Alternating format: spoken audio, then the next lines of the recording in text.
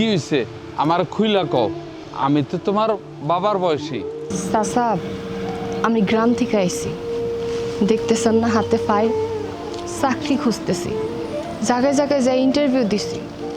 বিশ্বাস করেন চাচা, আমি যথেষ্ট এডুকেটেড, পরীক্ষার রেজাল্টও অনেক ভালো, কিন্তু চাচা আমার না কোনো চাকরি হইতেছে না। চাকরি হইব কেমনে? যত জায়গায় গেলাম সব জায়গায় একই কথা কয়। সবাই কয় তোমার তো কোয়ালিফিকেশন অনেক ভালো, তুমি ভালো টাকা বেতন পাবা, ভালো চাকরি পাবা, কিন্তু তার বিনিময়ে আমাদের সাথে সময় কাটাইতে হইব। আপনি চিন্তা করেন চাচা, সব মেয়ের পক্ষে কি সম্ভব নিজের ইজ্জত বিলায় দিয়ে চাকরি করা? এত পড়াশোনা করে এত কিছু করে তাহলে কি লাভ হইল? আর সব থেকে বড় কথা কি জানেন, আমার বাপ মারা গেছে।